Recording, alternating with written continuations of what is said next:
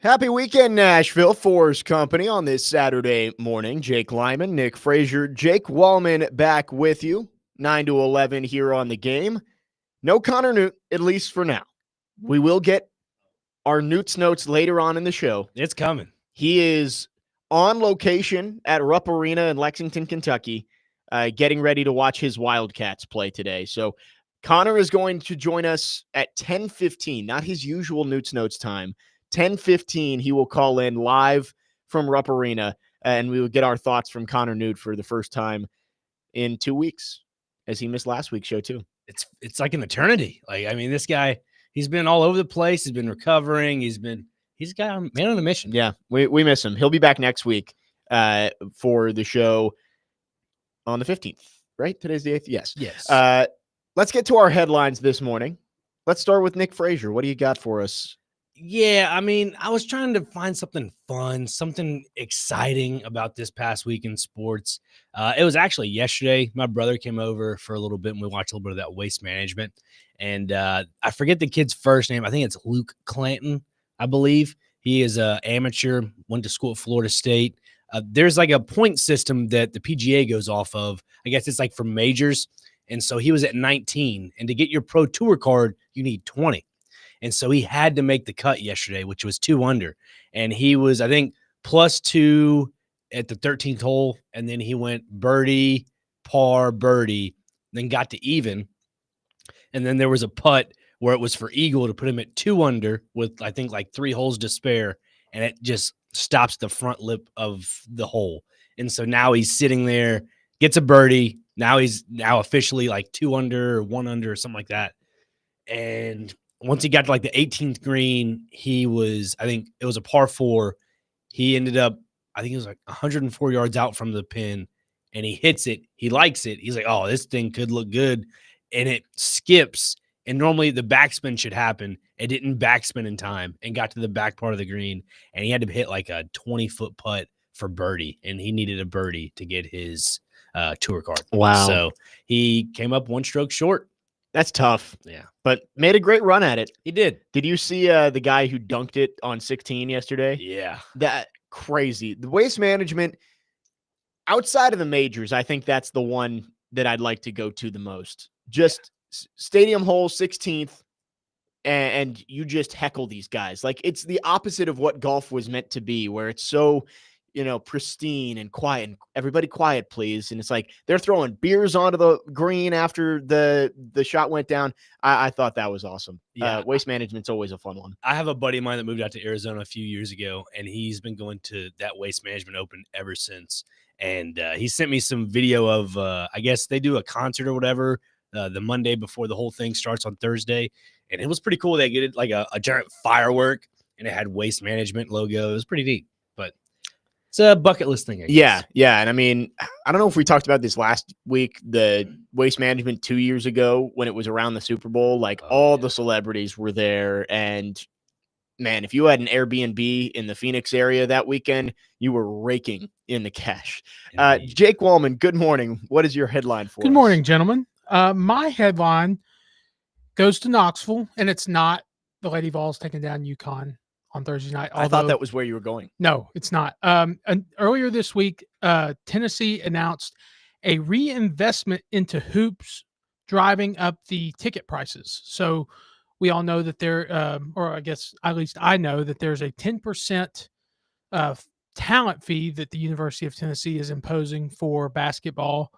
But the ticket prices are now going to go up at least 6% in non-premium areas. So I guess that's like the upper bowl, and maybe a few seats down below. But I was just thinking about it, and like with the talent fee and stuff, this is probably where a lot of programs are going to go over the next 5 years, where they're imposing a lot of talent fees and stuff just because of the NIL era and that sort of thing.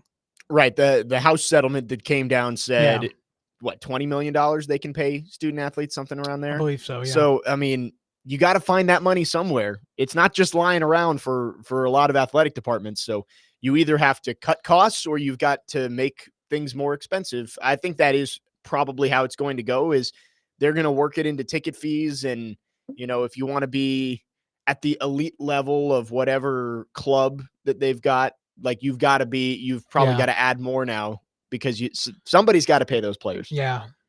I mean, you're not going to find it in the couches. Right. So. Yeah. $20 million is not just lying around. So I mean, some couches maybe. depends on whose couch it is. Depends. Yeah, that is true. My headline this morning, let's see. I had two. Trying to debate. Oh, you know what? This one was more important, and we didn't get to talk about it because it happened after our show on Saturday. Luka Doncic traded to the LA Lakers. I've only heard about it a million times. I know. It's a week removed at this point, but we haven't been able to talk about it. I think that is the most lopsided trade that I have ever seen in any sport. The other one that comes to mind is DeAndre Hopkins when he got traded to the Cardinals, because that one, everybody's like, a second-round pick for maybe the best wide receiver in football.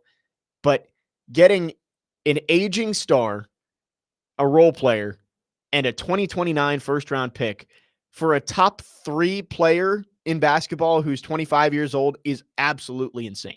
I don't understand it. I mean, it just seems like the higher-ups in Los Angeles are like, all right, we're going to do everything we can to bring the relevancy back in L.A. Like, that's, to me, what I got out of the trade. I mean, L.A., I don't blame them at all. No. Like, if you can trade Anthony Davis, who is on the back 9 of his career, and go get LeBron's successor for that, do it. Rob Pelinka probably hung up the phone before Nico Harrison could change his mind. It basically seems like Brian Windhorst said it best on ESPN. Do you know how much the Mavericks must hate Luka Doncic to make that trade? I mean, Nico Harrison must have just despised him. I'm at a loss of words. He's a controllable superstar. Yeah. At 25 years old, he's already been an All-NBA player 5 times and just took your team to the finals 8 months ago. Yeah, and my thing is, why would you not want to sign him if you're the Mavericks to like a supermax deal? Because then you have him solidified. Right. And then to that point, if you want to get rid of him, that other team has to have that supermax deal. They have to take in all that money. Right. And like maybe right now, it helps the Mavericks this season. Because I do think this season, a trio of Kyrie Irving and Anthony Davis and Klay Thompson, not his old self, but he can still light it up from long range. Like maybe that helps the Mavericks this year. But long term, I mean, you just traded for a 2017 All-Star team. Like if that Mavericks team in 2017, they're the favorite for the title. Lights out. But it's not 2017 anymore. I don't get it. I think the best comparison I saw to like an NFL lookalike, like what it would look like in the NFL. Yeah. Joe Burrow for Matthew Stafford in a second-round pick. Like that's kind of what it looks like to me. You got a guy who's good, was really good. You got an okay draft pick, and you traded away one of the best players in football. It's still mind-boggling. I still don't get it.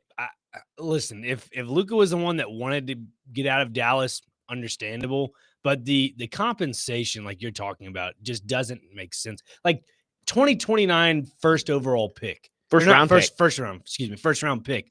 Hey, are they expecting the Lakers to be really bad in 2029? It's probably going to be like the 28th pick in the draft. Exactly. Like that makes no sense unless they're going to use that that first round draft pick as a trade leverage to another trade coming up. But I don't know. It made no sense. And, the reports come out that the Mavericks didn't talk to any other team. If you're going to trade Luka Doncic, who I think you could argue maybe Shai Gilgeous-Alexander has a higher trade value. That's fair. But I think you'd have a tough time. Anthony Edwards, maybe. There's a handful of players who may have a higher trade value than Luka Doncic, but there's not many. Right. If you're going to trade that guy, you have to have a bidding war. You call up all 29 other teams and say, hey, Luka Doncic is available. What's your best offer? They didn't do that. They called one team, and they were like, hey, we'll give you Anthony Davis. Can have a 2029 first. Max Christie. Nico Harrison said, sounds good to me. Send it in. Yeah. Unless he thought there was some typo in a text message or something. But right. Like my favorite trade ever when the Suns and Grizzlies agreed and they had the wrong Brooks. Yeah. The Suns thought they were getting Dylan Brooks, and the Grizzlies thought they were sending Marshawn Brooks or something like that, and the trade fell through. Yeah, I don't know. That David Stern would have vetoed that trade in a heartbeat. Yeah. Adam Silver doesn't care. There's, again, my thoughts about the NBA. There's something about this trade that just it's kind of icky. Crazy. You know what I mean? Like it just feels collusion. Like would be the word. It feels like Bingo. Nico Harrison is hurting his own team on purpose. It seems like he got some kickback in some regard. Did you see his quote? I think they held a press conference after the trade was finalized, and he said that they'll probably bury me for this in 10 years. Yeah. Yeah. Not wrong. I mean, it is, again, you can't judge these trades just like draft picks. You can't judge them a week after it happens, but I would be willing to bet that this goes down as one of the worst trades in sports history. Yeah. It will horrible. It will reflect the Dallas Mavericks to be at the bottom of the barrel for the next 10 years after Kyrie and all them. Yeah, because it's like, how many more years of Kyrie, Anthony Davis, Klay Thompson being top tier players do you have left? 2? Now, unless the Mavericks looked at it as, well, we missed our championship window with Jalen Brunson, Kristaps Porzingis, and Luka Doncic. They're big 3. I guess if you look at it that way, then yeah, maybe they're looking at it that.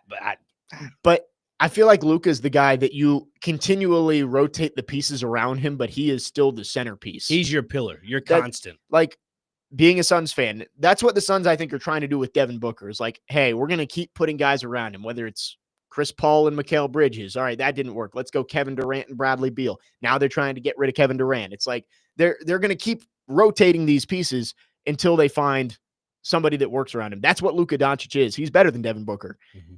He should have retired as a Maverick. Horrible trade. Horrible. I know it's a week old. That's why we're not going to spend much time on it on the show. All right.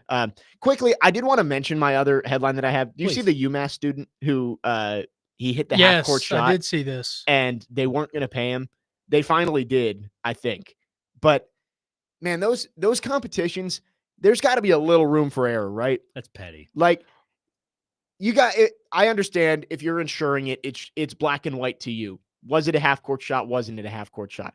But I feel like for a student who's out there at halftime, probably nervous, just going out there, like that much, an inch of room, you can't make that call on that. If his big toe's on the line, give it to him. All right. The big toe, it's had some other problems in the past. Right. It's Isaiah Likely in week 1. Yes, that's exactly what that it was. Close. Well, I read yesterday that the insurance company didn't disclose the foot on the line rule before he did the competition. So I feel like that's something that you have. I worked in a radio station in the past that did this at high school games on Friday nights and stuff.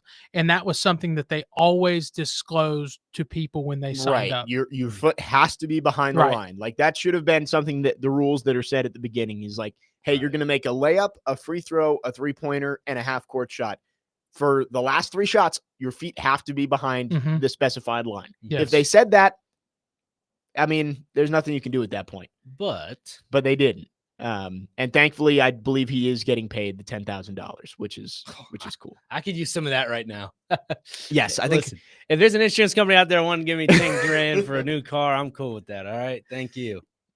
We're putting it out there. Just saying. 615-737-1025 is the phone number. Our phone line's driven by WilsonCountyHyundai.com. Got up at 3:30 to walk here from the house. All right. You just made it. Just made it in time. No sweat to be dropped. Nick Frazier, what is our question of the day? Question of the day. If you are an owner of a major sports franchise, what is your number one, or I guess your number 2 person that would, help with the finances involved? If it's going to be like a Jeff Bezos, like your biggest investor. Who would be your number 1 investor for owning a sports franchise? Gotcha. Okay, so who are you going into business with if you're owning a sports franchise? Lots of options out there. And if you want to have some style points, who's your, fan engagement person? Like the Titans have Jelly Roll, like Oakland Raiders have Guy Fieri. If you want to do something like that, I like that. Let's pick a billionaire or really rich person. Who's your partner? And who is your celebrity endorsement that you're gonna ask for your team? 615-737-1025. Our phone line's driven by WilsonCountyHyundai.com. We'd love to hear from you. You can text or call. And again, We will get to our answers coming up at the top of the 10 o'clock hour. 4's Company is brought to you by LPL Financial Nashville and Patrick Conger, financial planning for tomorrow so that you can enjoy today. Coming up, it's Super Bowl weekend. We are just over 24 hours away from the big game, Eagles and Chiefs from New Orleans. We will talk all things Super Bowl 59 coming up next on 4's Company, 102.5, 106.3 The Game.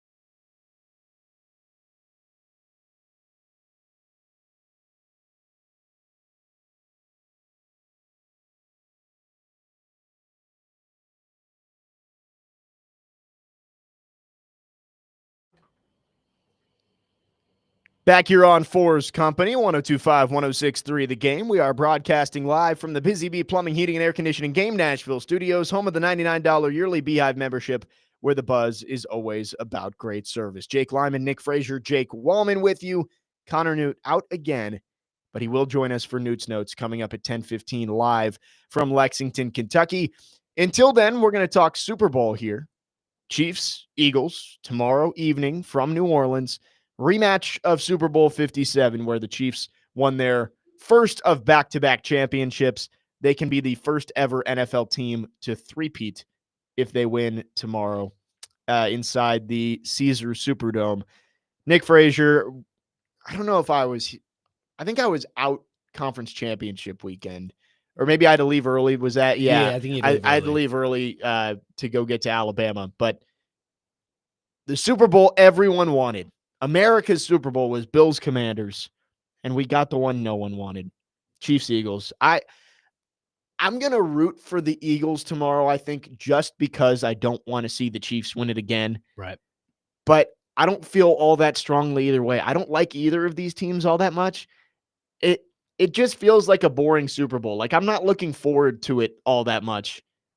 Even though the teams, I think we did get the two best teams from the season, but it's just the storylines aren't there for me. I would have loved to root for the Bills, who lost 4 Super Bowls in a row, or the Commanders, who they haven't been there in 30 years?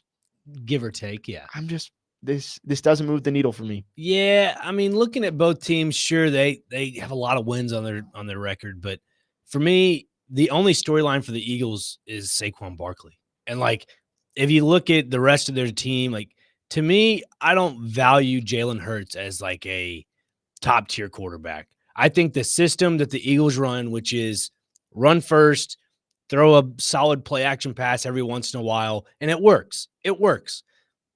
Does it work against the Chiefs? I don't think so. I'm leaning towards the Chiefs in this game, primarily because if you can't beat them, join them. And that's the only reason why I'm picking them.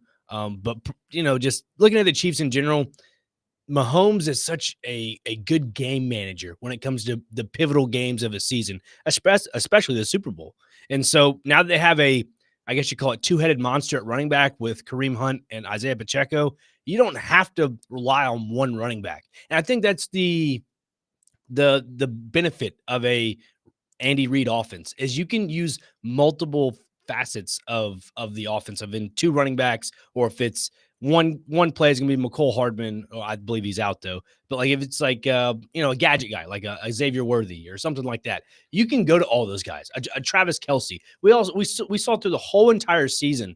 Travis Kelce, I don't want to say was irrelevant, but was not as a prominent, I guess, asset for Mahomes this season. We saw a lot of Noah Gray.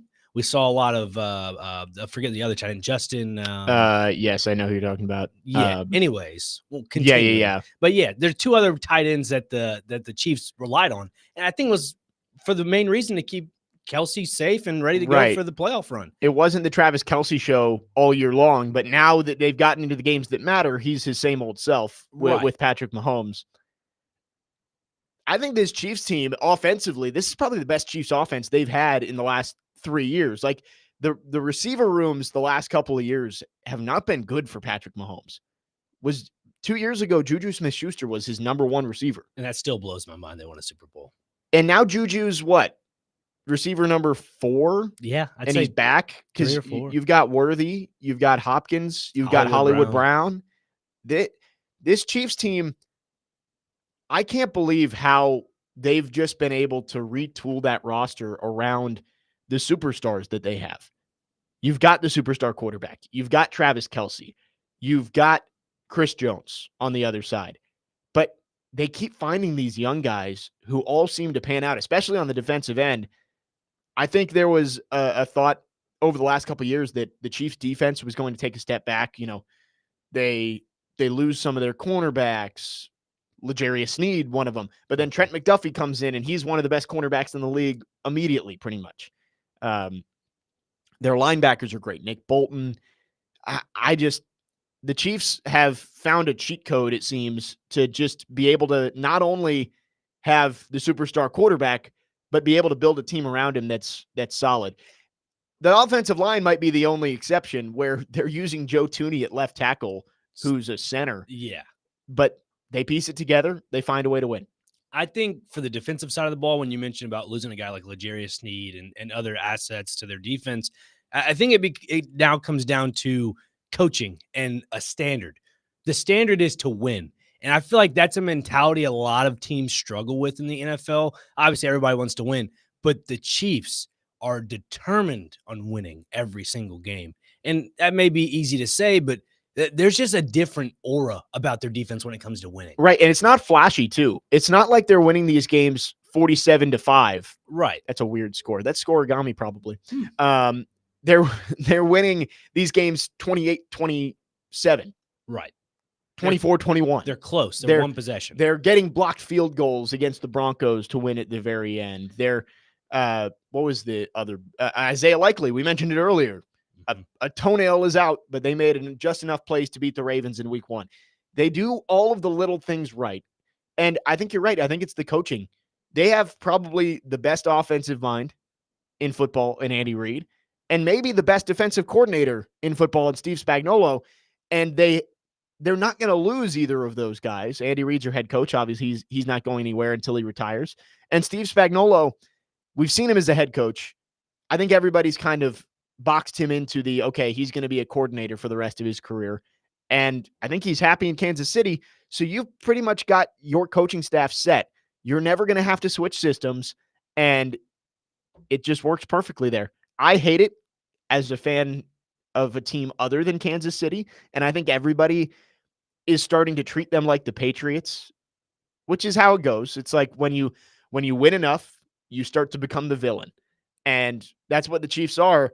I just don't see it changing anytime soon. They have built a sustainable dynasty out there in Kansas City. Yeah, I mean, you're 100% right. This team it's just destined for another Super Bowl, in my opinion. They're really good. The only issue I think the Chiefs have when it comes to a team like the Eagles is if the Eagles get a step ahead of managing the clock well.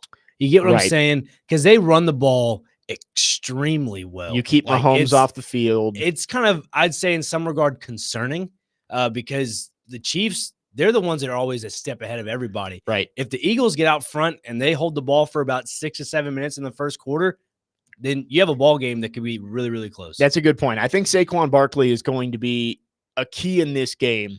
If he runs for 125, 150 yards and, they can control the time of possession, Jalen Hurts runs well, get some tush pushes in there, and you keep Mahomes off the field. I think that's the best way for the Eagles to win. And you mentioned storylines, already saying Saquon Barkley. It's going to be his birthday on Saturday. Right. So, crazy. So, I think it's 28, I believe. Yeah. Guys coming off Offensive Player of the Year. He's feeling pretty good about himself. That's the only storyline the Eagles have. Whereas I'm just kind of cycling real quick. But, the Chiefs have multiple storylines. The Travis Kelce storyline with Taylor Swift, the Mahomes with the whole referee situation.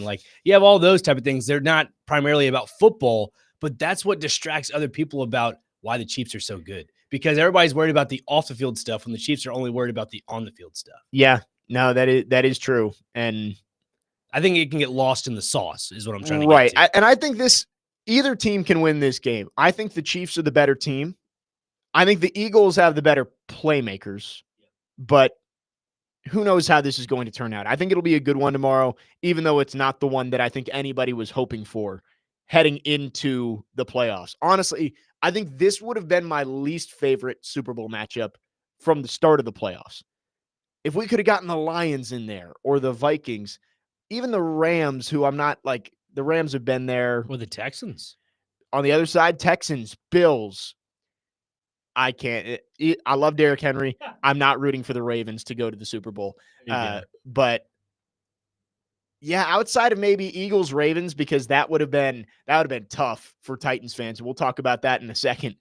With AJ Brown versus Derrick Henry. Golly. I think this is probably my least favorite Super Bowl matchup. I'll watch it. Would you have been okay with another 49ers Chiefs rematch? Would you have rather seen that or this one? My dad's a Niners fan, so I would have liked to see them finally get over the hump and win one. But I just hate the rematches. I want new teams. Yeah. If it can't be the Titans, I'd like to see another long-suffering fan base like the Bills get in there, or the Lions. Bills-Lions would have been such a fun Super Bowl. Or Commanders. Commanders too. I've got plenty of Commanders friends. Brandon Aldrich, friend of the program. Tough. Yeah. Cowboys, maybe. 615-737-1025 is our phone number. Our phone line's driven by WilsonCountyHyundai.com. We'll keep talking the big game between the Eagles and Chiefs coming up next year on 4's Company, 102.5, 106.3 The Game.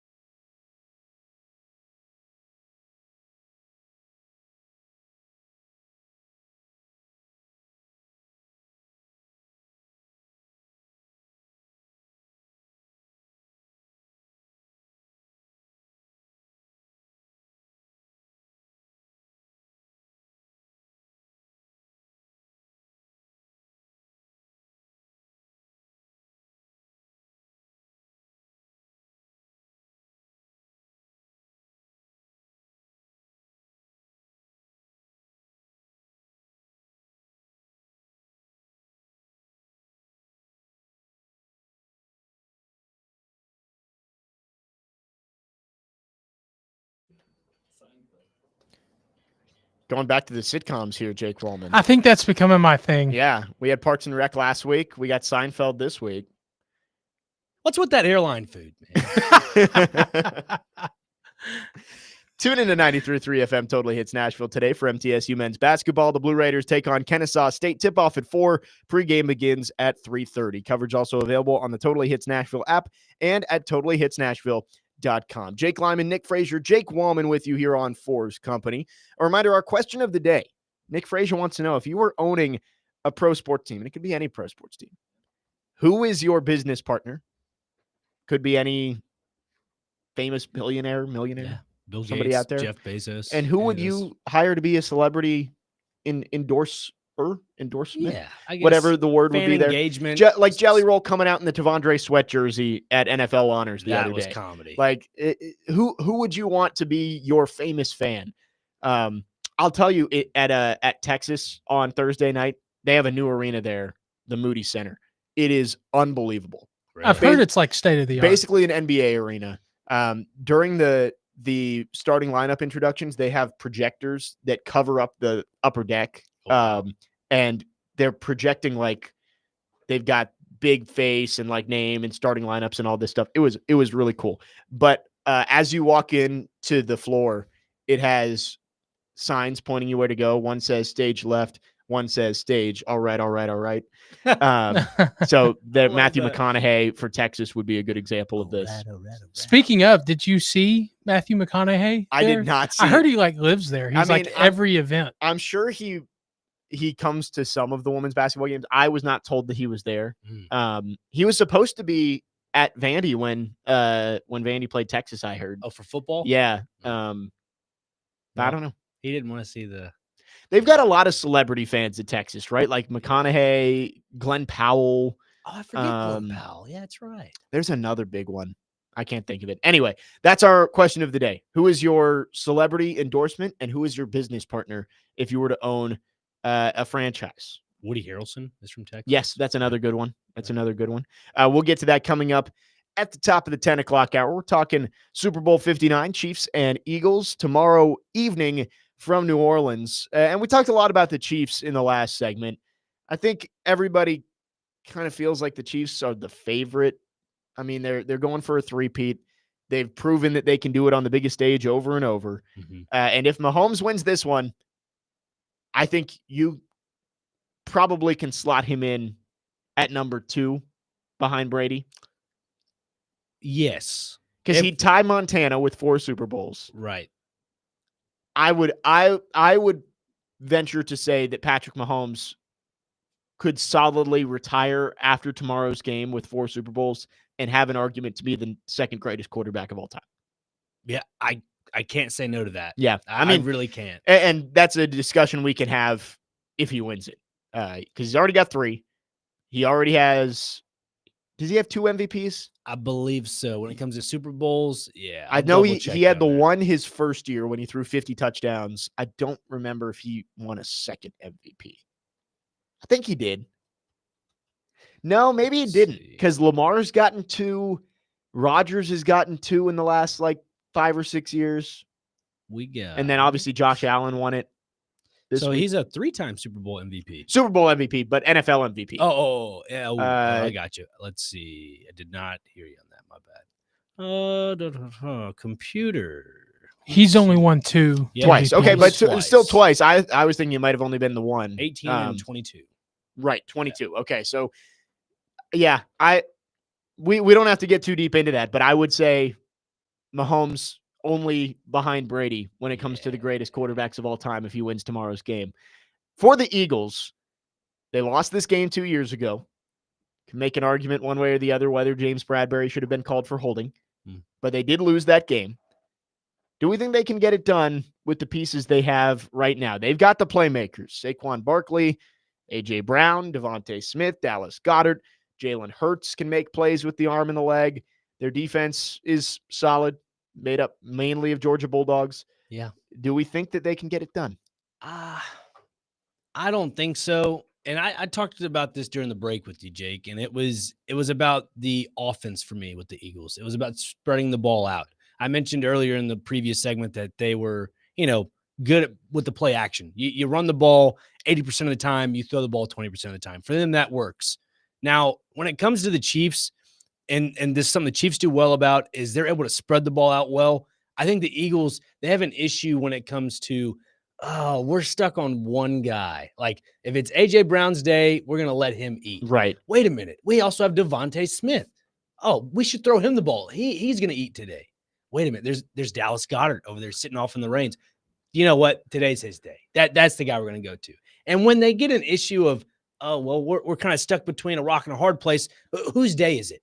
And that's the issue when it comes to Jalen Hurts as well as a quarterback, because his decision-making, trying to find out, I think I got to throw it to AJ all day. Tunnel vision. Yeah, it's the tunnel vision. Yeah. And so that's the unfortunate thing about the Eagles offense is they can't figure that out. That is true. I think it is rare to see the Eagles have a game where all three of those guys have 5 to 8 catches, 60 to 90 yards, like all kind of just having solid days. It's usually one of them has 9 to 11 catches for 150 yards and 2 touchdowns, while the other ones have 2 to 3 catches for 27 yards or something like that. Right. Like when they played the Commanders, obviously it was a 55 to 23 game. Saquon, obviously he was eating on the ground, but then probably the anomaly of it all is AJ Brown had 6 catches for 96 yards and a touchdown, and then Dallas Goedert had 7 for 85. So like, yeah, you're going to get your 1-2 punch there. But if you go back to some other games, as I'm trying to open up all these box scores, because it just doesn't happen that quick. This game with the Rams, obviously it was snowing, so you're going to have a lot more stuff on the ground. You don't want to throw the ball in the snow. But looking at the stats here, Dallas Goedert, 4 for 56. Saquon, 4 for 27. Devontae Smith, 4 for 21. A.J. Brown, 2 for 14. Again, understanding the circumstances, but that's still the targets are down. They're running on the ground. Saquon had 205, understandable. But I just think that they have an issue spreading the ball out. And you wonder if McDuffie is going to follow around A.J. Brown tomorrow. That could be a big matchup in tomorrow's Super Bowl. Let's get to our question of the day here quickly. On the line, Kenny the mailman wants to join us on our phone lines driven by WilsonCountyHyundai.com. Kenny, good morning. Thanks for calling. Go ahead. Good morning to you. It's not a Saturday unless I get to talk to y'all. Well, thank you, Kenny. Yeah, I'm at work. And listen, I would like to have the most unique structure of any team around. There's only one other team that does this, and I love it because it's so unique and it so grounds them to the area. I would love to own a franchise, preferably the Titans. I think I could pull that 99% to 1 for who owns it now. Mm-hmm. But I would own 51%, and 49% would be the stockholders of the fans of Nashville, Tennessee. You'd have to live in Nashville, and you could be part of the stockholders that way. It would always be a promise the team would be here. We would not gouge you. You would not have to build us a stadium. We would work together, but this would be ours forever. And instead of one celebrity endorser as a person, I would just rotate it with each owner to have just a little bit of a spotlight. They might not be famous, but before a day, they would be. But I think that makes so much of a difference if you know your owner lives here, they care for the team, they want what's best for the community instead of flying in every now and then and saying, howdy. That's all you see, though. Hey, y'all have a great day. You too, Kenny. Thanks for the call. It's a good idea. And, the Packers, they don't have an owner. They have a board of directors, and you can own a share of the Packers if you're a fan. It's not a bad idea, but tough to execute when it is a family-owned thing. And obviously, this is all hypothetical. But right. But I like that he's saying, hey, I don't need a celebrity endorsement. Guess what? John and Gallatin owns 5% of the Titans. We're going to have him endorse the team and come out, and he'll be the 12th Titan this week or something like that. It's cool. I think Kenny's on to something. And it definitely reigns true with me being a Nashvilleian through and through. It keeps your community engaged. And that I think that's something, I don't want to make a spin on the Titans, but it's kind of what it led into, is that it doesn't seem like the community's engaged with the Titans. Obviously, the terrible season they had, number 1 overall pick, so forth, but the community is just not there for them right now. And I think that's kind of what needs to be brought back, because we saw in the early 2000s when you had guys like Derek Mason, Frank Wachek, Steve McNair, Eddie George, all those guys were very engaged with the Yeah. community. That's why 25, 26 years later, you're still talking about those guys. You're still talking about them in the community because as ownership back in the day, and I guess as people that worked for the team back then, they cared about the community because they wanted this thing to take off. Yeah. I think it's gotten to the point now where the Titans they're okay with where they're at. And I'm trying to think the best way to put this. They're okay with how they look and perceive to national media because they've got their money. Right. They've got their money. They don't really need the extra care of a community when it comes to, I mean, I get it for ticket purposes, but just as a whole. And I do think the Titans had some of those guys on the good teams back in 18, 19, 20, 21 Sure. with Delaney Walker early on in those days, Jarrell Casey, Taylor Lewan, Derrick Henry, Kevin Byard. Like there were guys like that. All of those guys are gone now. And we did a whole segment on this a few months ago about who are the cornerstone guys for this team, and there just aren't many. No. Like you could look at JC Latham as possibly a cornerstone piece moving forward. But outside of that, there's not a whole lot of names that pop up. And I'll say this because Jeffrey Simmons did win Walter Payton Man of the Year. Like, congrats to that. Like, Yeah. I believe so. Yeah. Right? Or he was one of the he was a recipients- finalist. finalists. Excuse I me. didn't actually see who won. It was Eric Armstead. Eric Armstead. But yes, Excuse he me. was the Titans representative. Yes, that's what I meant. Excuse me. The Titans. Oh my goodness, I'm all over the place. Stadium polls. No, one of the Titans representatives. So congrats to that. But besides Jeffrey Simmons, again, what were the cornerstones? Right. It's Simmons and Latham, I think, are the two guys that you look at as like, all right, those guys are valuable and could end up being parts of a playoff contending team. But outside of that, there are a lot of maybes in there. Skoronski, Cushenberry, Ridley, Spears and Pollard, I think, would be maybes. You've got a couple on the defensive end, but you had a leadership of really good players for a long time here. They've got to find more of those guys as we go off on a little bit of a tangent here. One of those guys you thought you had was A.J. Brown. And he's gone. I'm gonna ask some Titans Super Bowl related questions coming up next as we wrap up hour number one. Don't make me cry, all right? 737-1025 is our phone number, and our phone lines are driven by WilsonCountyHyundai.com. This week's Nashville's best deal is Prince's Hot Chicken, the original and iconic hot chicken joint. Get half off a $25 gift card now while supplies last at thegamenashville.com/deals. The gift card is only good for the Tanger outlets in Antioch and inside Assembly Food Hall in downtown Nashville. 4's Company coming back right after this on 102.5 and 106.3 The Game.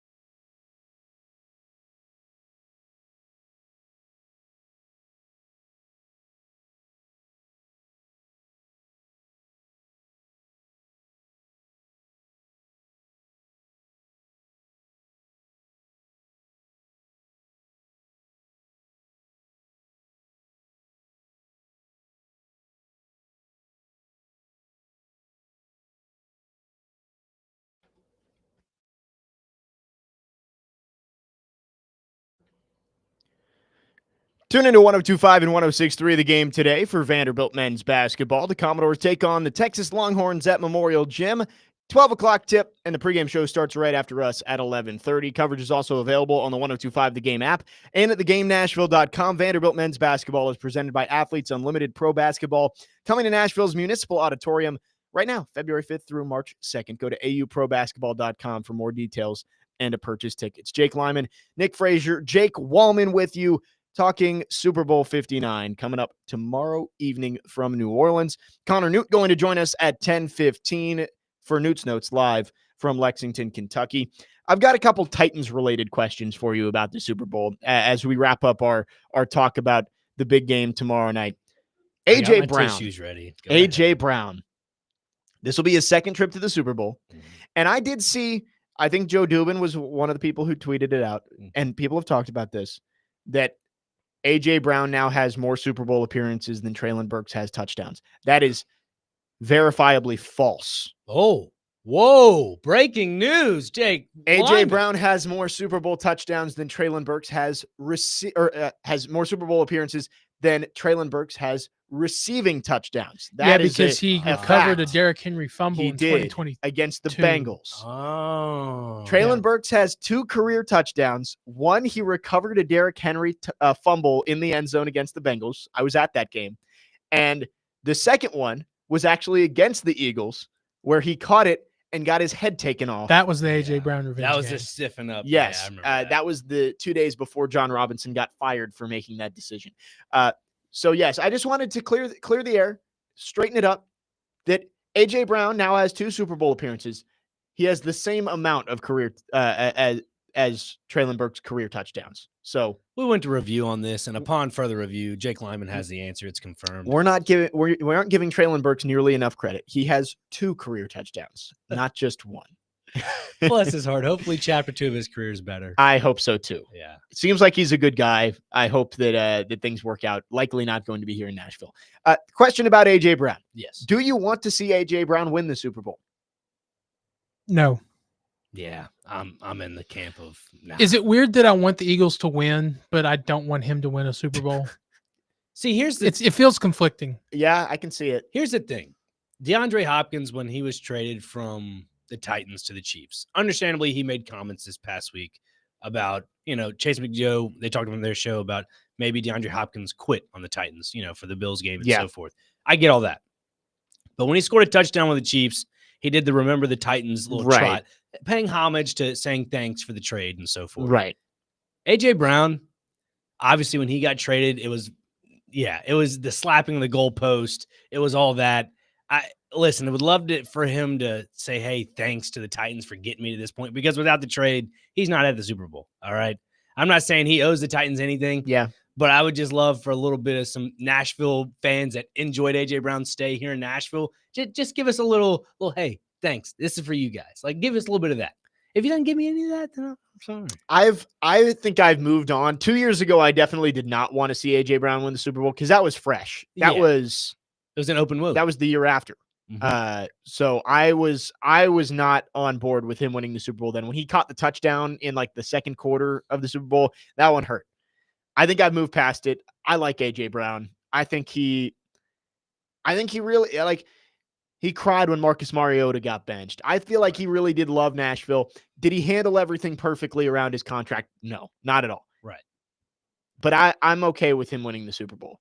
I don't know. For me, I think I don't want to say I have bad blood with A.J. Brown. It's the fact that I'm a Mississippi State fan, and he went to Ole Miss. Right, that's true. He's from Starkville, Mississippi. It's his backyard. Went to Starkville High School. So the fact of the matter is, this man played baseball and football and ends up deciding to go play at Ole Miss. Ends up winning the Egg Bowl in Davis Wade Stadium. He betrayed you twice. And it hurts. It hurts, all right? And then goes to the Titans. I'm like, okay, maybe this is the resurrection. He can redeem himself. Yeah, he's readiming a friendship between him and I that he knows nothing about me. Nothing about me at all. And yeah, that's where I'm just like, I hope things go well for him. And again, I hope everything goes well for him in his career and so forth. Not wishing ill will on anybody, but just love a little bit of paying homage to the Titans. That's all. Or fans here in Nashville. I'm ready to move on. If A.J. Brown wins the Super Bowl tomorrow, so be it. if it would be a really interesting question of if it was Ravens Eagles, like who would you rather have win a Super Bowl? I think the answer is Derrick Henry for the players. I'd like to see Derrick win more than AJ, but that would mean the Ravens have to win another Super Bowl, which I don't know if I can get behind. Quick question before we wrap up here, hour number one. I know Jared talked a lot about Sam Darnold this week on his show, and I think this Super Bowl is a perfect example of how having an above average quarterback can get you to the big game in the NFC. It can't in the AFC, which is why I am 100% out on Sam Darnold being the next quarterback of the Titans. Thoughts on that? Because I think Sam Darnold, even though he didn't do it this year, I think Sam Darnold with a really good team can be a contender in the NFC. But in the AFC, when you're with Mahomes, Allen, Burrow, Jackson, Stroud, Herbert, you got to have an elite quarterback. Sam Darnold isn't in that same league. Yeah, you're 100% right. This Sam Darnold conversation needs to stop. The guy is going to get paid somewhere. I wouldn't say the bajillions amount of dollars that everybody's talking about. I think after that playoff appearance and his performance, it's going to be lower. It's going to be lower. I'd say significantly lower. And you're right. If he goes to the AFC, there's no team that can add up to any of this because you got to go through Mahomes and Allen and Lamar. You could win the AFC South with Sam Darnold. It's true. And a good team around him. Sure. But once you get to the playoffs. Yeah. Is Sam Darnold leading you into Arrowhead and winning? Absolutely not. I don't think so. I don't think this guy can play in cold weather, and not one bit. I'd argue Ryan Tannehill in that 2019 and 2021 seasons is probably better than Sam Darnold. Mm-hmm. I think it's close. And Sam Darnold's younger, so you have a little bit more runway of more of a ceiling. Right. Your window could be bigger, but I don't know. I am out on Sam Darnold. If that is the Titans solution, I think that is the worst possible solution for the Titans because not only are you signing a guy who you kind of already know his ceiling, you're also committing long-term money to him, which I think is the worst thing you could do. I'm fine signing Daniel Jones or Mac Jones to a 1-year prove-it deal and then trading down from one if that's what you want to do. But please do not sign a 4-year contract worth like 80, 90 million guaranteed with Sam Darnold.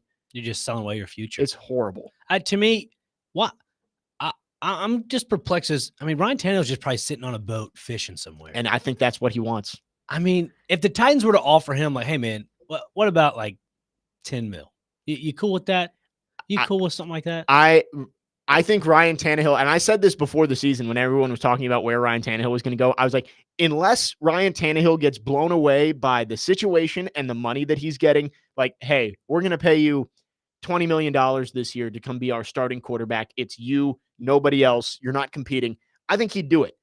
But otherwise, I think he's good sitting on a boat with his Celsius and his wife and his kids, fishing, chilling, and sitting on his $200 million he made in his career or whatever it is. So anyway, maybe we'll get back to the Titans quarterback situation later on in the show. But when we come back, we're going to get back to our question of the day. If you owned a franchise, and we'll say the Titans, but if you're out there and, you're a Cowboys fan or whatever it is, it could be your own team. Who would you partner with as your business partner? Could be a celebrity billionaire. Could be the fans, like we heard from Kenny the Mailman. And who would be your celebrity endorsement? Who would you want out there shouting the praises of your team on social media and out there on red carpets and everything? That's coming up next. 4's Company, hour number 1 in the books, hour number 2 up next. You're on 102.5 and 106.3 The Game.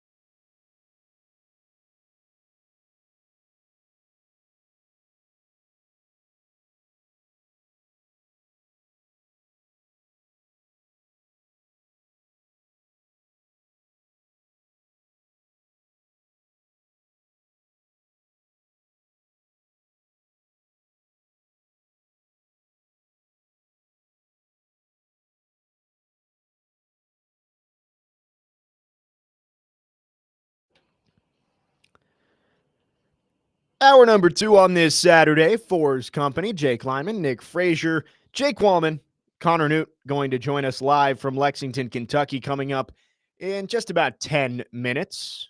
Before that, we got to get to our question of the day. Nick Frazier wants to know, if you were the owner of a pro sports team, who would your main investor be?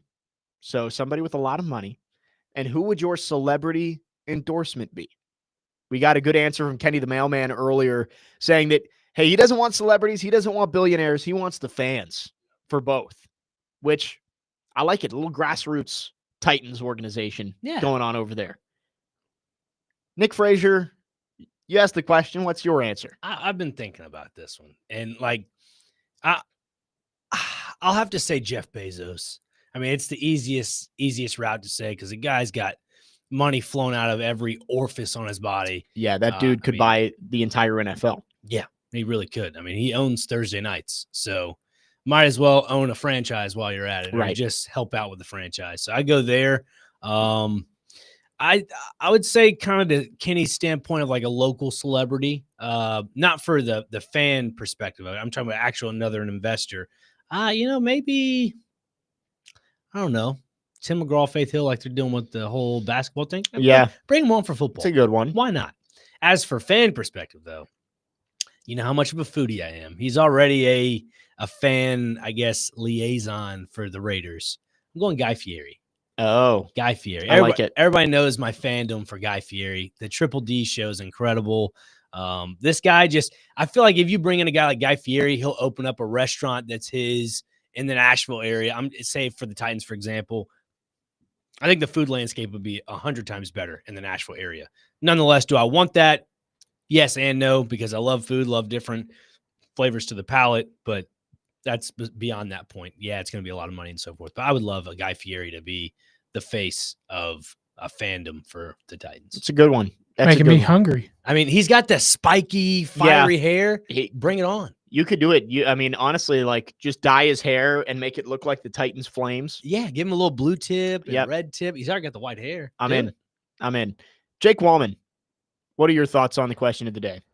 So in Kenny's phone call, I got to thinking about what my answer would be.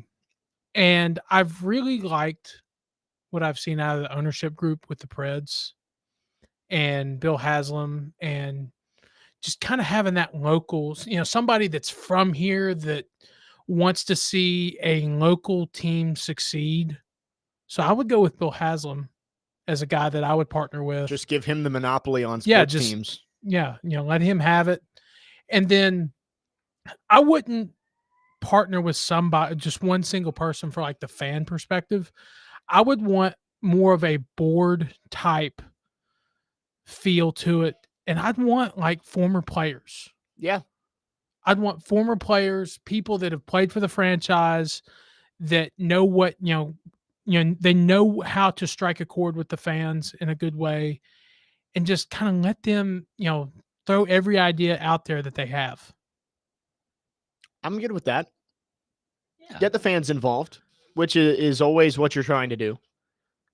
And maybe you can add, some fans to the board. In a sense that, like, you're getting, you're giving the people the voice. Yeah. Yeah. Kind of what Kenny the Mailman was trying to get across too. For me, my investor, I know he's a Memphis guy. Give me Fred Smith. His son was part of the glory days of the Titans over the last 5 years. Titans' best offensive season ever came with Arthur as the offensive coordinator. Bring back Fred, and then we can make Arthur the head coach.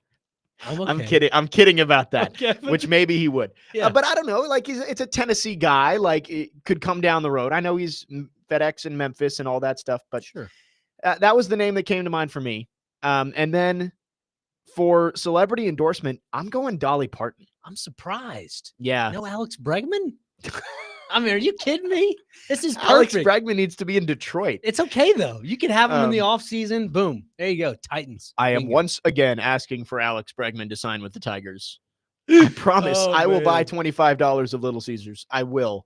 No, I'd go Dolly Parton. I think that's somebody who Nashville obviously gets behind. Yeah. And she's not really in the public eye as much lately, but the Titans, hey, go sign her to a big deal. Be like, hey, you come out at 5 of our home games and hype up the crowd, maybe do some video stuff. I think that would go well. Yeah, I think it would. So that's my 2. Fred There you Smith, Dolly Parton. Dustin from Hopkinsville on our text line, driven by WilsonCountyHyundai.com, says Terry Crews as a celebrity endorsement. That's a 12th Titan right there. Like he looks like the Titan man. Oh yeah, that Just dresses up. ripped. Mhm. Yeah. And then he says Donald Trump is his billionaire investor. I mean, he might be a little bit busy. He says, I can hear it now. Trump in the Trump voice. We need Connor here for the Trump voice. Yeah. Amy, you got to go. You're fired. You gotta go. You're fired. Yeah. That's a I Connor feel like thing. he's a little bit busy, but maybe down the road. he could We'll ask pocket. Connor when he gets on. I don't know if he's got too much investment in Tennessee. Let's go to our phone lines, driven by WilsonCountyHyundai.com. Eric is on the line wanting to chime in. Eric, who would be your billionaire investor? Who would be your celebrity endorsement if you owned a pro sports team? Well, being an investor, I don't know if he would do it here because I'm sure Pidge's busy. And that's, of course, Phil Knight, because I know he's got ties to Oregon and that area and stuff. But that would be probably my billionaire investment would be here. As far as celebrities, I was going to say Dolly, but somebody took mine. Yeah, I just heard it. So I thought about Jelly Roll, but I probably wouldn't do him because he's already pretty much involved with a lot of people. But if I had to pick one, and I don't know if he would do it. Another Tennessee tie. How about Peyton Manning would probably be another one. Yeah. But whether or not he would do it, I don't know. That's another one I thought of. But it's just you would definitely want somebody to help with the fans and all that type of stuff. So it's just tough thinking that stuff on the fly. But y'all are throwing out some pretty good ideas. Thanks for the call, Eric. Yeah, Peyton Manning. I was actually just talking to somebody about this the other day. How close he was to coming to Nashville when he hit free agency back in 2012. Yeah. I remember the Pancake Pantry deal. Do you guys remember that? I wasn't around here, so I don't Enlighten remember me. that. I think I recall. There was enlighten me. a deal that the Pancake Pantry offered Peyton Manning where he could get like free pancakes for life from there or something if he came to play for the Yes. Titans. Wow. That's a great deal. I can't believe he passed that up. I know. Listen, some syrup along with some pancakes. But you know what? It's probably because he knew that I could make pancakes on the stone. He's like, all right, Yeah, I got another guy. that's true. Yeah. I mean, Peyton came out like 2 or 3 years ago and was asked how close he was to coming to Tennessee, and he said really close. That's one of those. Who knows what would have happened? The butterfly effect. What would the Titans organization look like right now if they got 5 years of Peyton Manning? In a reverse or in an alternate universe, he probably did. I mean, Yeah, Titans probably got a this Super one. Bowl. I don't know about that because he the only one he won, it really wasn't him. Like he was noodle arm at that point. I mean, Yeah, with yeah, Denver. but The year he went and got blown out by the Seahawks, that was prime Peyton Manning. Like that was still MVP Peyton Manning. So I don't know. Would he have won a Super Bowl with the Titans? Possibly. Probably a better chance than Matt Hasselbeck, Ryan Fitzpatrick, Jake Locker in that span. gut tells me no, but you made a good question about what would the Titans look like after having Peyton Manning. If you have Peyton around the organization for 5 years, I think there's a lot of things that look very different. Yes, I think there's a lot of things that look different. I honestly think this team's in a better position now than they would be in just the grand scheme of it all. I think if Peyton Manning were to be with the Titans back in the day, this franchise would have been set up for success for the next 30 years. Did you ever watch the NFL Network did like a little YouTube short called the NFL with Dave Damashek? No. He would just, it was like a little whiteboard thing, and he would write out if one thing changed, like what if John Elway played baseball, and all the different effects it would have had. I'd love to see that one. What if Peyton Manning went to the Titans, and where does Marcus Mariota end up? Because he wouldn't have been in Nashville. Right. Like, I think there would have been a lot of butterfly effects that end up changing the entire league if he had made his decision to come back to the Volunteer State. 615-737-1025 is our phone number. We are brought to you by LPL Financial Nashville and Patrick Conger. Investment advice for you in the short term and for the future. When we come back, the fourth member of 4's company rejoins the show for the first time in 2 weeks. Connor Newt going to join us live from Lexington, Kentucky here on 4's Company, 102.5, 106.3 The Game.